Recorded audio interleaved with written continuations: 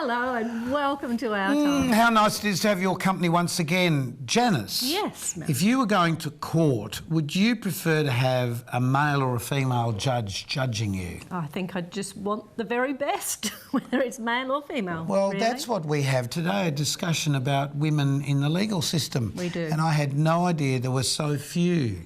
And a very special Sue is here to talk to them. She is. Over to you, Sue. Thank you, Malcolm and Janice. Yes, today on Our Time, we're going to be talking about women in the legal profession, and I'm delighted to say we have three very well-qualified lawyers in our studio. Welcome to all of you. Thank you so much for coming in. It's wonderful to have people who are actually in the legal profession, women, who can give us some feedback on what it is like to actually work in that profession. First of all, Daniela Di Girolamo, who is a lawyer and also the president of the Women Lawyers Association of South Australia. South Australia. Welcome to the program. Thank you. Geraldine Davison, who is a district court judge. I'll be interested to see some of your experience and the changes that you've seen in the legal profession over the years. And Ruth Beach, who is a private practitioner. Is that what we say when lawyers have a private practice? Yeah, I have my own practice. And you're a lawyer and a mediator. Yeah. Thank you so much, all of you, for coming in. I guess I'd like to discuss several things today with you. There are a lot of women who are perhaps out there watching Our Time at the moment. Some have perhaps had a marriage breakup, or some have just got to a stage in life where they'd like to do something a little bit different. And I know some of the younger women that I talk to, and even women my age, are saying, I think I'll go back to university and study. There are more women, I believe, moving into the legal profession. Has that been your experience? More students in the universities? Yes, I think that's correct. There are now more women graduating from law than men on a yearly basis. More women than men? Yes. And is that throughout Australia? I believe the figures are about 60% across Australia. Wow, yeah. And then is there a lot of flexibility in the legal profession? I often think women tend to look at that, don't they? If they're looking at raising children or being carers in another way. Is there much flexibility in working as a lawyer? I think that depends where you work and what type of work you do. My practice was predominantly in a government organisation in the DPP for many years, and so being a large organisation you could be quite flexible. And then after I left there, working at the bar as a barrister, that has a lot more flexibility if you're prepared to work with it, and it's an interesting area for women to go into at all levels of their professional life. Yeah. I worked in large and medium-sized law firms for about 15 years or so, and just depending on the larger firms at that point, because that was now 10 years or more ago, didn't want that flexibility. It was made very clear that that people needed to be there for long hours, and clients had their demands that they would tell you vigorously on the other end of the phone, and you needed to be able to produce the work in order to satisfy those needs of both your employer and the clients. But I've then worked in a small suburban practice which was only females, and one of the questions I was asked in the interview was whether I worked part-time, and I said yes, I did.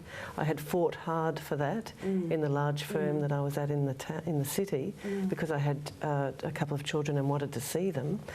And she said then, well, that would work for her, for me to work part-time. So I didn't even need, I was going for a full-time job, but I didn't even need to raise the aspect of part-time. She raised it for me, and then went to an NGO, the Environmental Defenders Office, and that had lots of flexibility where you could, because the wages were quite poor, it was possible to work extra time and take the time back and that sort of thing. And now in private practice, in my own practice, I have an enormous amount of flexibility. Nobody knows if I'm up at 5 a.m. or... Be your own boss, work your own hours, which is wonderful. It's really good. I think our society is changing in that respect, isn't it? There is more respect for women and what their needs are too, in terms of caring for families, caring for elderly parents, and also having a job. Has it changed? Do you think attitudes have changed for women in the legal profession? Is there more acceptance of women? I think there's a lot more acceptance of women, but it's still a hard profession for women In what ways? Well, most of us graduated when we're about 21, 22. We'll be in the profession for maybe 10 years before we decide to have a family, if that's what we decide to do. At that time, you're at the peak of your professional ability, and then you have to decide whether or not you're going to stop work altogether, work part-time, or come back full-time and have the added burden then of childcare and caring for a family whilst working full-time in a very high-pressured environment. So that's a very difficult thing, and one of the profession's problems has been that women will drop out of the profession, if not at that stage, shortly after that, when they've struggled for some time to either work full-time or part-time and they simply can't manage it. So that's a very big issue that we face. Interesting that they say behind every good man is a very good woman. I think a lot of women need a very good woman behind them, or you know what I mean? Somebody needs to be there to support people who are working in these sorts of professions. Perhaps that's it. I've said to many people, I need a wife. Yes. Yes, I think That's a that's common true. saying. It is a Yes. common saying, is yes. Well, see, you've been in the industry now since what, 86, and nearly 30 years? Nearly 30 years. Nearly 30 years, and 3 years as a district court judge. You must have seen some changes. I've seen a lot of changes over that period of time. I've seen a lot of women leave the profession. Yes. And I think that the profession still has a long way to go to catch up in relation to other professions that are much more flexible. I don't think we've got anywhere near where we need to be at the moment. Okay. For example, when you reach a judicial appointment in the District Court or the Supreme Court, there are no part-time flexible arrangements. right? Yeah. You can only take it on the basis that you work full-time. And that's the same with a lot of people. Any of the managing partners of the major law firms must work full-time, or they couldn't continue That's right. in that job. So it's either you make that decision that you perhaps won't be a mother, you might just be a work as men work, you know, to commit yourself to your work all the time. And I have to say, even I graduated in 07, so obviously I've only been sort of in this profession for 7 years, but of the females that I graduated with, I think I'm the only one still in private practice. Is that right? So they've either, one has her own or had her own practice, and the other two, one has left, taken maternity leave and hasn't come back as yet. Right. And I haven't spoken to her about what she's thinking of she might doing, do. but quite a few of the people that I've graduated with have either gone public Yes. or gone into different professions. We don't have enough time to talk about a lot of things that I'd love to get into this in much more detail. Can I ask you in terms of job satisfaction, perhaps individually?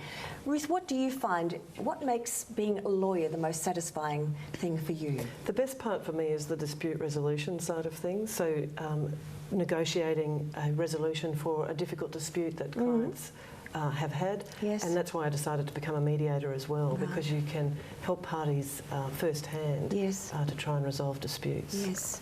And you, Geraldine, as a district court judge? Well, I think I'd speak more as my time prior to being on the District Court, although I do find that very satisfying. My work's been mainly in criminal law, and I've found over the years that I'm involved with people when they're at their most vulnerable. Whether I'm prosecuting a matter and dealing with the witnesses who are coming into court who rely upon you to know the rules and to teach them what they need to do, or somebody who's accused of a serious crime and needs your assistance and guidance to know what they do. I've often described the work I do as a great privilege into the lives of other people, a privilege that I wouldn't have otherwise had. And I'm a firm believer that we're very fortunate to have that and to have that role in people's lives. Wonderful. And Daniela, in your 7 short years in this industry? Or the Sometimes it doesn't feel so short. I think I'm in commercial litigation, and in litigation, the thing that attracted me to it, I fell into it, I must admit, but the reason I've stayed, every case is different and everything turns on its own facts. So particularly in the first job that I worked in, it was very general commercial litigation. So one matter I might be working on might be a wine dispute, and so you're learning all about how you know, what happens to turn wine bad and what are the factors, and then the next week you're learning about, well, why does that building not up to code, and what are the... So I suppose in that sense, even though the Lots of process might be variety, the really. same, that's right, you sort of learn about different bits and pieces. Thank you so much, and we'll talk more after the break. Please stay with us. We're going to have more discussion on women in the legal profession just after the break.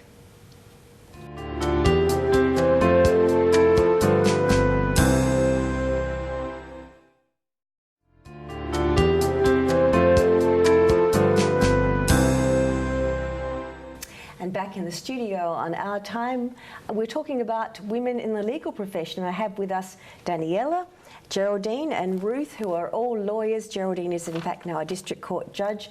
We've been having a fascinating chat for quite some time now about women in the legal profession, some of the problems that they encounter, students coming through, and whether it might be something that you might look at doing yourself now or down the track.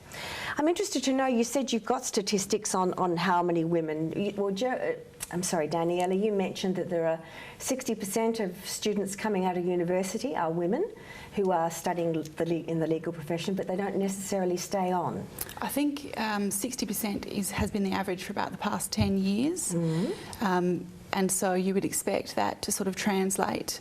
But what we're finding is that they tend to drop out before we get to those higher ranks of the profession. And so if you compare the sort of top levels of the profession to what's happening at universities, it's very disproportionate. It's interesting, isn't it? Can I jump in there, Sue? Because it's actually been since the late 70s, early 80s that there have been more than 50% of the law students, people coming out of uni, who have been females. But the number of female partners nationally is, I think, 23%. It's less if you include smaller firms. That's just for the large firms, is my understanding. Yeah. And then the number of judges, as we have Geraldine here, is about 30% around the country. So the real issue is if we've got more than, I actually think the figure's 65% now, but who give or take 5%. If we have more than 60% coming out of law schools now, and we've had more than 50% for about 40 years, then why don't we have equal numbers, or roughly equal numbers, in the upper echelons of the legal It's an profession? interesting question, isn't it? You mentioned to me about a young man you were talking to there. No, it was somebody in your... I heard of a young man who was talking to a colleague of mine who was saying, well, it's obvious. The issue is in relation that women want to have babies, and if they are going to have babies, how can they expect to then practice law? This was 2 weeks ago, and of course that person was taken aback. You know, that person knew the statistics and knew the difficulties that women do face in the profession, because if 70% or 80% of the people who are the employers are actually males, then it is more difficult to get those jobs. And in Adelaide, there are certainly less jobs in the law anyway. Another story that I've heard only in the last 2 weeks to this particular colleague was the question was asked, do you want to have your cake and eat it as well? And of course the answer was yes. Absolutely, why Males not? are allowed Yes, to exactly. have children, and in fact their status improves once they have children. But it would appear that that's not the case. Not the case for women, No. unless you're an all-powerful woman. And Possibly. the person who comes to mind is a lady for whom I have a lot of respect, Julie Bishop, who was in the legal profession, has no children, and has moved very well up and now is our foreign minister. And I think a wonderful role model for women. Absolutely. And Julia Gillard. Yes, another one. No children, Absolutely. a lawyer as well. Seems Yeah. to be the way, doesn't it? Unless you've got a particularly good husband at home who's happy to take on those roles. Has that been your experience too, Geraldine? Not particularly. I am fortunate to have a very loving partner at home, and he takes on a lot of the role with the children. But I do think we have to be very careful to encourage women to have it all. And to do everything that they can do. One of my main concerns is the number of women at the bar, that is women who have decided to practice solely as barristers. At the moment, there's 77% of the people at the bar are men. So it's enormously disproportionate. And then if you go higher, as Daniela was saying, and you look to see which of those members are silk, that is QCs or SCs, only 20% of the women at the bar are in that category, so 80% of men, once again. And that's something I think we need to address, and we need to do it from a very early stage in their career. We need to encourage young women to take on the role of counsel, to be prepared to stand up and speak in court, or alternatively to take on the role of commercial counsel, who quite often don't go to court at all. But it's a very important part of our profession to have a separate bar, and we need to encourage women to actually join the bar and to enjoy their life at the bar. And have the opportunities to work and have your cake and eat it too. Yeah, and I would thoroughly endorse the judge's comments. In addition, I would say that I think women need to make sure that they put their case forward, that they say to the managing partner or whoever, these are the things I can do and I want to now progress. Because I think that's what their male colleagues do, or certainly they rub shoulders at the tennis or the golf or whatever. And women need to make sure that they're letting the partners know that these are the great things they can do, so that they do then progress. Sure. Hopefully. Sure. Yes. Is it something you at this stage, 7 years, this is probably a challenging thing to ask you. Maybe it's not fair. I've been thinking about going to the bar. Well, no, it's 7 years. You've been in the profession for 7 years. You said that around this time a lot of women drop out. How do you feel? Are you feeling as if you'd like to move on, or? I've been very fortunate, I think, in the places that I've worked. I worked at a small firm first for about 5 years and got a real sort of general commercial grounding, and I worked at the tax office for about 2 years, and I've been in my current role for about 2 years. So I don't have children, so I haven't come up against any of those issues. And I've been very fortunate that the people I've worked for have been people that I've been able to go and talk to about progression. But I think I would echo your comments. It really is, you need to go out there and get it as well. So you need to speak to whoever it is, if it's your partner or whoever, you know, is the important person to talk to about what you want to achieve and work towards that. Because I think too often women can be quiet and sort of think, well, if I just keep my head down. I don't even think it's that. I think it's just if I just keep my head down and keep doing my work, someone will come and give me a tap on the shoulder and say, you know, well done, would you like to have a promotion now? But that's not often the way. There is a perception of law firms as being very crusty, and that there are crusty old men who head them up. And I guess that's probably, that's the way it always was. Whether it's still that way now, I guess, is another thing, but we just need to have more women moving up. It does depend on where you work. I know at my firm we have more female partners than males. Do you? At the moment, yes. Yep. But it really does depend where you work. So I think that's a big part of it, and who you work for. So, you know, if your partner that you work for is a great partner and will mentor you, then that's invaluable. Of course, yes. It's all about that tutoring, isn't it, as well, being in a wonderful environment. So in terms of what restrictions are there on women in the legal profession? Can you work into any area that you want to at this stage? Certainly. When you come out, you can go wherever you like. I mean, obviously you need to get a job, and that then can predict where you go, but you can change. I know people that have changed. Wonderful. On the way through. Well, we might talk about this more. We're almost out of time again, and we'll be back in just a moment with more of our time, and we'll talk more to these wonderful ladies from the legal profession.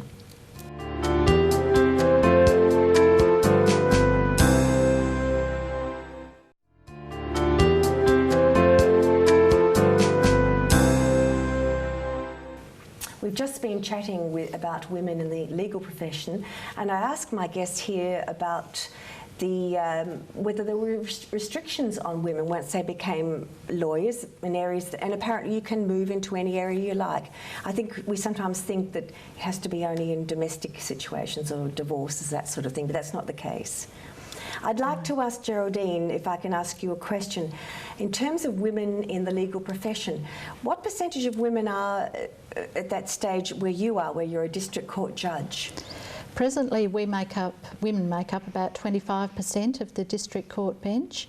It's a very low percentage. It is a low Obviously, percentage. when you consider that 50% or more of the legal students are women, and something clearly needs to be done to address that.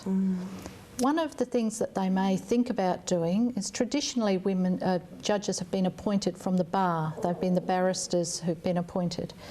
We have rarely had appointments as solicitors, but we have had some examples, and some very good examples of judges who were solicitors when they were appointed. So that's one thing that the government might be prepared to look at, widening the pool so that they have more women who are suitably qualified to be appointed as judges in the district court. And there really is no reason why that couldn't be the same in the Supreme Court as well. We know that women have been appointed as magistrates, and that's been very successful, and in fact it's been quite traditional in the past. So it's one way of perhaps widening the pool. Absolutely. We need women. We need women. I mean, in our society there are men and women, so I believe that we need men and women in all these professions. And it's been interesting to talk with you about your experiences and the things that have happened to you and your recommendations. Thank you so much for coming in. It's been wonderful to have you here, and I hope for the people at home we've given you some advice. Perhaps you might like to become a lawyer yourself. You might have somebody in your family who's interested. So I think, what would be your recommendations if there was somebody like that? What would you suggestions? Go and do some work experience, perhaps? As a legal student, I would say definitely get ahead of the pack. There's a lot of law students at the moment. Yes. So, you know, do as much work experience as you can. And use your contacts. Yes. Invariably, you know people. You won't get the job necessarily just from contacts, but you can contact those people and find out more information. Okay, there it is from the, I was going to say the horse's mouth, that doesn't sound very nice, but from well-qualified legal people here in Australia. Thank you so much for being with us, and now it's back to Janice and Malcolm. Is it appropriate for me to say, "Here come to judge, here come to judge"? Remember that from Laughing? Here come to judge. Yes, very good. We wish them all well. Well, all it's of the very girls. difficult, obviously, having a career and juggling a family as well. Oh, no, just put a nappy on the kid and whip up in there, have a saucepan, catch him on the other side. No, No? you Oh, don't do wrong type of juggling.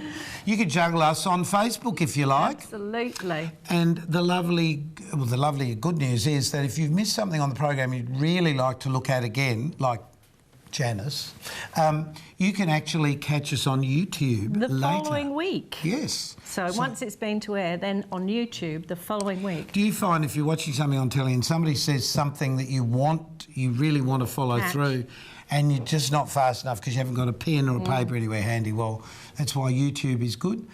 You can also email us if you'd like to know more. Yes, and also... What's our address? The email address is ourtimetv@outlook.com. You did that as if you were reading something off the screen, Janice. I would never do I that. know, it was right in my head, Malcolm. Oh, okay. I memorised that one. The YouTube channel, though, is Airtime TV channel. So that's what you've got to put into YouTube in the search engine at the top if you know what we're talking about. Hey, I tell you what we will be talking about in the next few weeks, some very interesting courses that people anywhere in Australia can take through TAFE. Oh. And I had no idea they took people as young as us.